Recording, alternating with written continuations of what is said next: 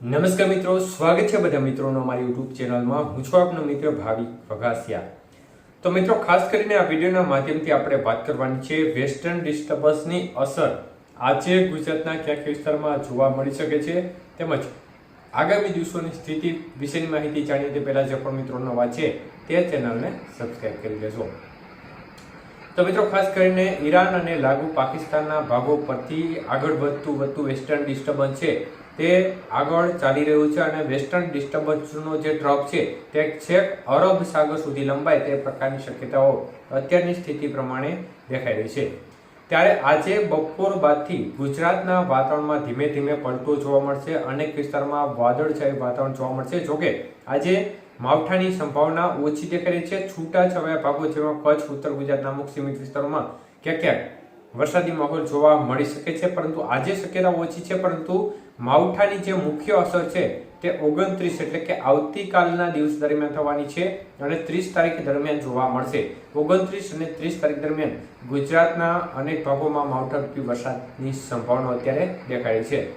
તો હાલની સ્થિતિ પ્રમાણે આજે કચ્છ અને ઉત્તર ગુજરાત અને લાગુ પશ્ચિમ સૌરાષ્ટ્રના ભાગોમાં વાદળછાયું વાતાવરણ અમુક વિસ્તારમાં જોવા મળે, અમુક વિસ્તારમાં સામાન્ય છાંટાછૂટી જોવા મળે. પરંતુ આવતીકાલથી મુખ્ય અસર શરૂ થશે અને સૌથી વધુ અસર હાલની સ્થિતિ પ્રમાણે કચ્છ, ઉત્તર ગુજરાતના ભાગો, પશ્ચિમ ઉત્તર સૌરાષ્ટ્રના ભાગો છે તેમાં થવાની સંભાવના દેખાય છે.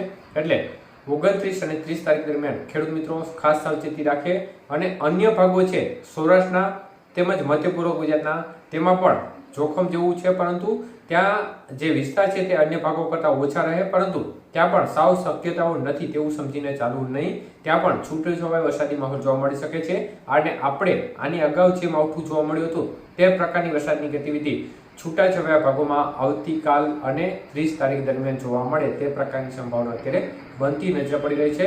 અને વેસ્ટર્ન ડિસ્ટર્બન્સ છે તે ક્રમશઃ હવે જેમ આગળ વધતું જશે તેમ તેમ વાદળોના સમૂહ, વાદળોની લેયર છે તે ગુજરાતના ભાગોમાં આવવાની શરૂઆત થઈ જશે. અત્યારે જે વેસ્ટર્ન ડિસ્ટર્બન્સની ચાલવાની ગતિ છે તે ખૂબ સ્લો જોવા મળી રહી છે અને હવે ધીમી ગતિએ તે ગુજરાત અને જે ઉત્તર ભારતના ભાગો છે તે ભાગો પર આગળ વધતું નજરે પડી રહ્યું છે. ત્યારે ખાસ કરીને 28 એટલે કે આજે બપોર બાદથી લઈ અને 29, 30 તારીખ દરમિયાન ખેડૂત મિત્રો ખાસ સાવચેતી રાખે. તમારો કોઈ પણ પાક ખુલ્લા ખેતરમાં પડ્યો હોય અથવા તો યોગ્ય વ્યવસ્થા હોય તો યોગ્ય જગ્યાએ પહોંચતો કરી દેવો અથવા તો ઢાંકવાની સુવિધા રાખવી, જેથી કરીને આપણે ગયા વખતે જોયું કે માવઠાની સ્થિતિ થોડી વધુ ગંભીર બની ગઈ હતી, તો તે પ્રકારની સ્થિતિનું નિર્માણ અમુક વિસ્તારમાં થવાની શક્યતાઓ પણ છે. એટલે ખાસ ખેડૂત મિત્રો પોતાના ખેતી પાકોને બચાવવા માટે પૂરતી તકેદારીના પગલાં લેજો, જેથી કરીને કોઈ પણ પ્રકારનું નુકસાન ખેડૂત મિત્રોને સહન કરવાનો વારો ના આવે. ધન્યવાદ.